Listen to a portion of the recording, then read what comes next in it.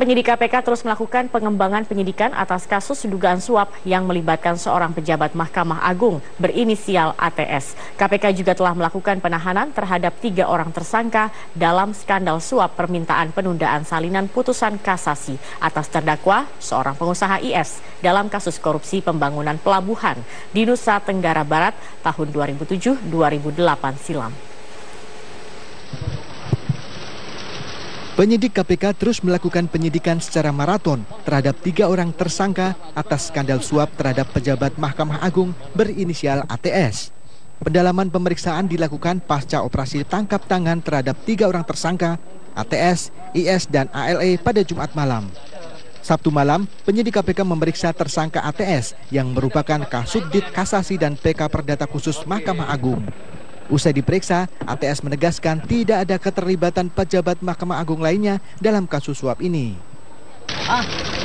Tidak ada pejabat sama sekali, tidak ada. Ada pejabat yang lain? Tidak ada. Tersangka lain seorang pengusaha IS juga diperiksa penyidik KPK hingga Minggu dini hari.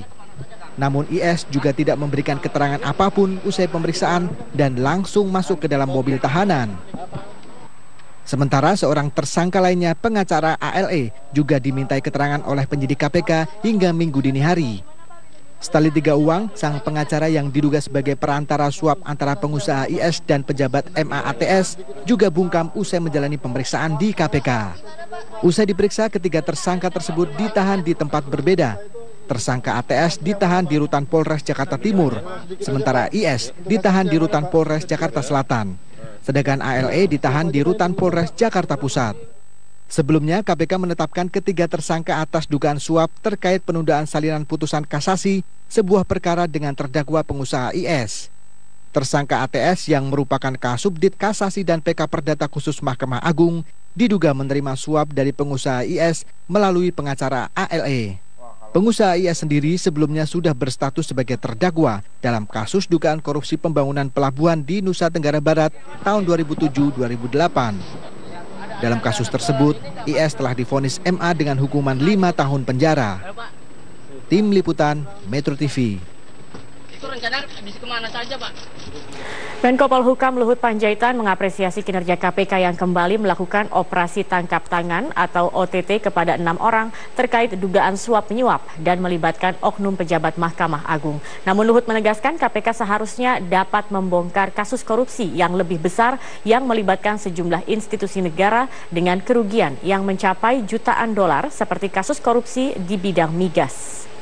Saya kira bagus, makin saya malah mengusulkan teman-teman KPK kalau ada industri-industri yang dicurigai dalam pemerintah yang ada lakukan itu lebih bagus itu karena besar, itu billion of dollars yang banyak, misalnya dalam perminyakan, dalam gas, saya kira korupsinya mungkin saja besar sana.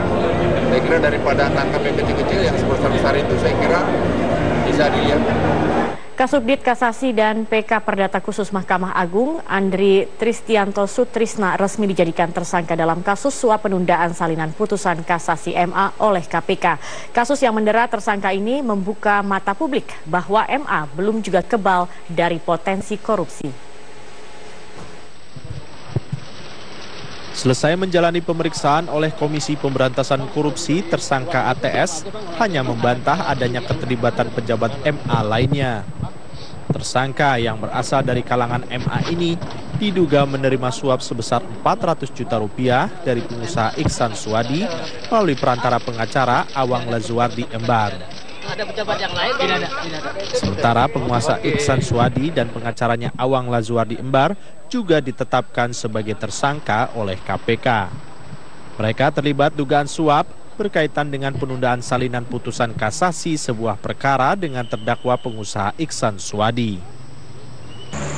Kasus korupsi yang mendera pegawai MA ini sebelumnya juga pernah terjadi pada tahun 2013 lalu.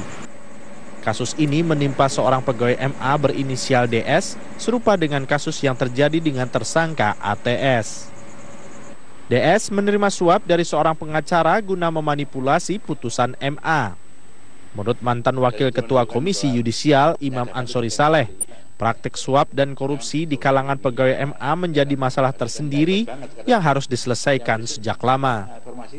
Waktu pengalaman sebagai pimpinan KAI selama 5 tahun itu banyak laporan masyarakat yang mengeluh soal begitu itu. Jadi banyak putusan yang seharusnya cepat disampaikan salinannya tapi lambat itu dan biasanya mereka untuk memperoleh harus mengeluarkan sejumlah uang. Ini kan nggak benar nih. Jadi ya birokrasinya MA yang ya tentu yang paling bertanggung jawab adalah Sekjen MA yang membawahi semuanya itu. Tetapi pimpinan MA untuk tidak mencoreng nama baik Mahkamah Agung sebagai institusi yang besar, nah itu harus dibenahi di situ, harus ikut pimpinan MA meminta untuk apa itu irjennya atau sekretaris MA-nya untuk membenahi segera.